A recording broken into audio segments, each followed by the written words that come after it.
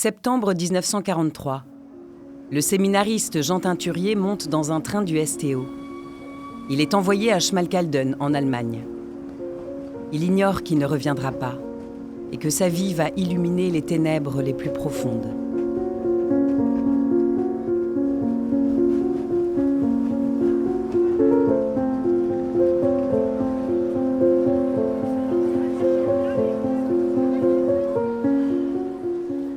Aîné de 9 enfants, Jean Teinturier naît à Vierzon, dans le Cher, le 20 février 1921.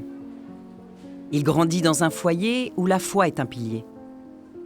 Alors qu'il étudie au prestigieux séminaire des Carmes à Paris, il lit avec angoisse le manuscrit de France, pays de mission. Cette lecture bouleverse ses projets. Il ne veut plus être un simple prêtre, mais un missionnaire du monde ouvrier. Avant même d'être requis, Jean se prépare. Il fait des stages de fraiseur à Dijon et de tourneur à Ivry pour apprendre la réalité de l'usine. Lorsque la loi du STO tombe en février 1943, il ne se dérobe pas. Il exhorte même ses camarades séminaristes à l'accompagner, non comme des victimes, mais comme des apôtres. À son arrivée à Schmalkalden, en Thuringe, il devient le cerveau d'une organisation clandestine d'action catholique, alliant un zèle à une sagesse précoce.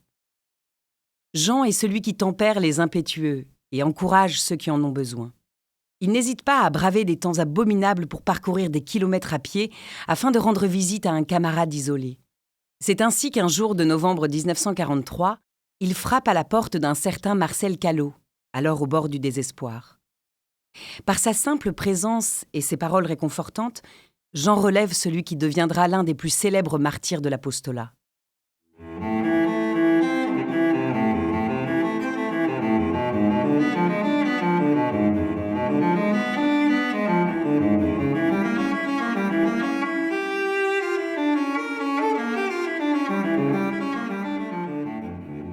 Au camp, Jean prêche par l'exemple. Pour conquérir le cœur de ses camarades, il commence par partager ses colis de nourriture avec les plus nécessiteux. Sa force d'âme impressionne même les plus endurcis. Mais la Gestapo veille, particulièrement hargneuse envers la Joque. En mars 1944, sentant l'étau se resserrer, Jean impose la prudence à son groupe. Nous n'avons pas le droit de risquer nos vies inutilement. Mais si nous sommes appelés à rendre témoignage, nous en serons fiers. Le 18 avril 1944, il est arrêté. Frappé par la maladie et une infection au coude, il est transféré à l'hôpital de Gotha sous surveillance. Dans des lettres à ses parents, il dissimule sa situation critique par pudeur, préférant plaisanter sur le petit calot ridicule qu'il doit porter. Mais ses écrits révèlent surtout une foi profonde. Seul dans sa chambre d'hôpital, il vit un véritable noviciat spirituel, égrenant des chapelets tout au long de la journée pour rester en présence de Dieu, malgré l'absence de messe. Le calvaire de Jean s'accélère à l'automne 1944.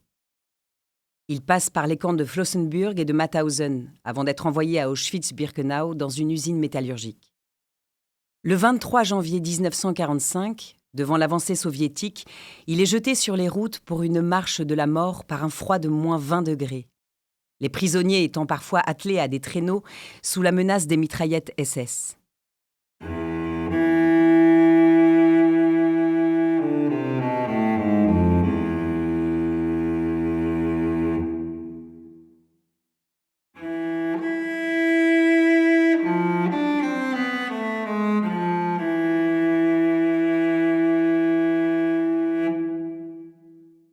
Jean finit par atteindre Mauthausen, mais il n'est plus qu'une ombre. Un infirmier, attiré par la douceur de son regard et ses paroles qui cherchent encore à réconforter les autres, témoigne de ses derniers instants. Dans cet abattoir qu'est l'infirmerie du camp, Jean fabrique un chapelet avec un bout de planchette qu'il ne quitte plus. Jean Teinturier meurt le 16 mars 1945. Il était l'une de ces colonnes de l'Église que l'on a voulu briser pour décapiter l'Action catholique, mais qui a tenu bon jusqu'au bout du martyre. Avant de s'éteindre, il s'était déclaré fier de subir le martyre pour le Christ. Son corps a été jeté au tas pour l'incinération, mais son témoignage demeure comme une lumière que les ténèbres n'ont pas pu arrêter. Reconnu bienheureux, Jean Teinturier est béatifié le 13 décembre 2025 à Notre-Dame de Paris, avec 49 autres Français morts en haine de leur foi, martyrs de l'apostolat.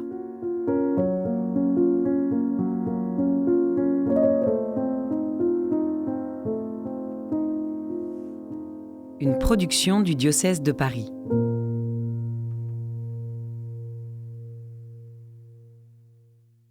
Cette série de podcasts est produite et réalisée par le service communication du diocèse de Paris avec la voix de Clémence de Vimal.